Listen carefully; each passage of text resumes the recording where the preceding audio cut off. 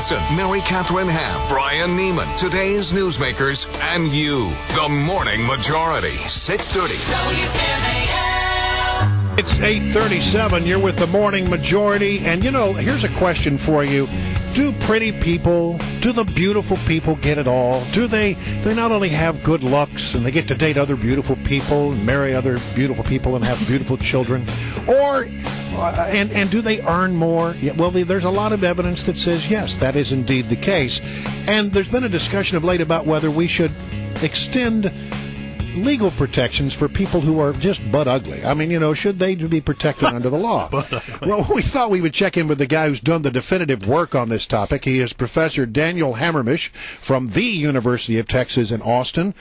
Professor Hamermesh, thanks for joining us. Thanks for having me. Well, I mean, this is a very interesting topic. You have done sort of a very interesting piece that looks at how beauty in this country really pays off.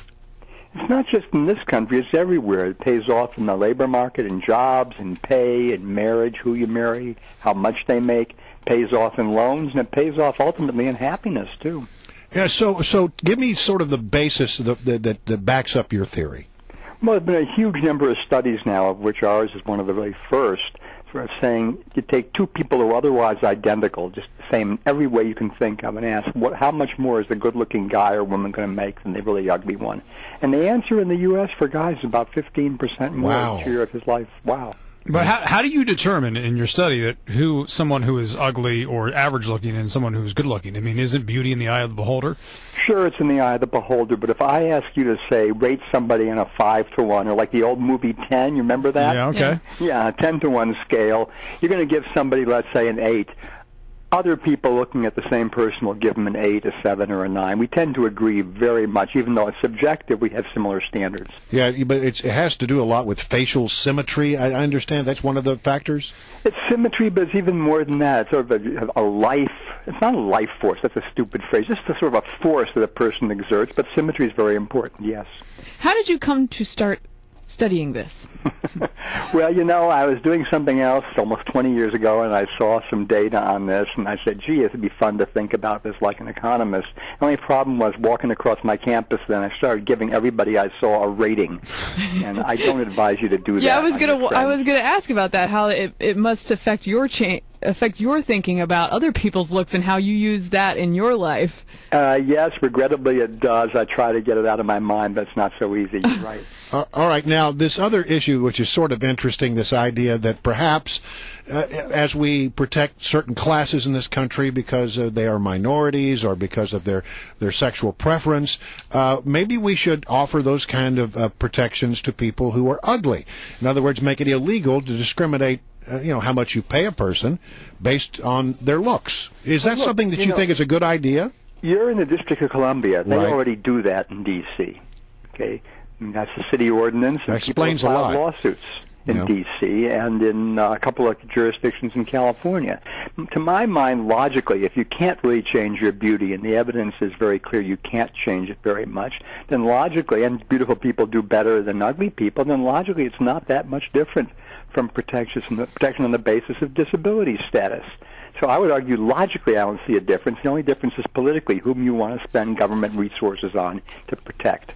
But how do you prove it? How do you prove that somebody was discriminated against because they're ugly? They're ugly. And how do you decide who's ugly? Well, but deciding who's ugly is easy. We decide who is disabled enough to be limited in their daily activities. That's the definition of a disability under the ADA, and I see no reason why, if you wanted to do this, which I don't, juries couldn't do the same kind of determination for looks. Would you self-identify as disablingly ugly? Yes. If I could get $230,000, which is the lifetime loss from being ugly for the average worker, by identifying that way, you betcha, to coin a phrase, I would. All right, but here's the other side. If you're saying that being good-looking is a benefit, then if you're a company, why wouldn't you want to hire good-looking people?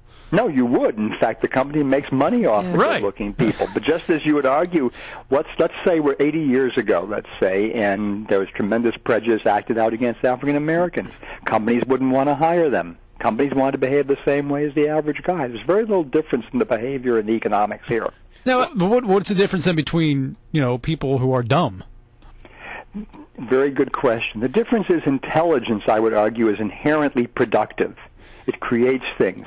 I don't see that beauty itself creates things other than satisfying the prejudices of the rest of us.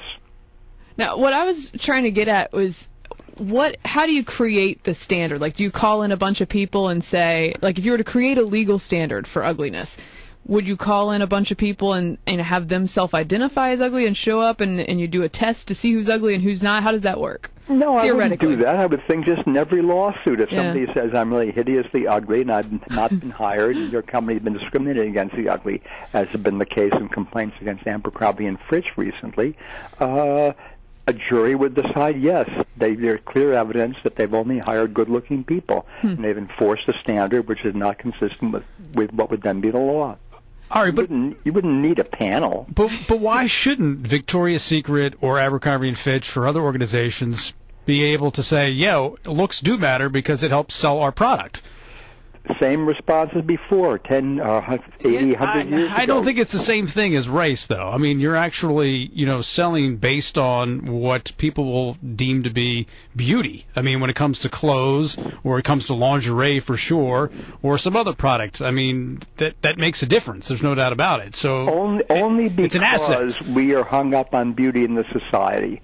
And the same argument, I'm convinced, would have been made about race. You would never have seen a African-American woman selling in a department store to white women in the 1920s. It just wasn't done. Real quick. They didn't want them. Professor, have there been successful lawsuits on this in D.C.? The D.C. ordinance, I believe, is quite recent. The cases that I have one in the book, are still winding their way through the courts.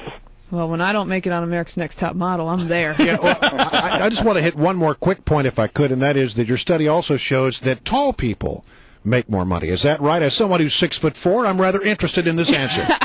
It's interesting for guys, and this is not my own research at all. I just put an aside in the book Beauty Pays. But yeah, independent of looks, guys who are taller do better. Women up to some point do better. After that, it tends to hurt them. Really? Yeah. That's interesting. I'm going to have to go talk to the boss about a raise. Yeah. Well, listen, Dr. Hamermesh, it's good to have you here on the show. Thanks a lot. Very interesting stuff. It makes you stop and think. Hook 'em horns.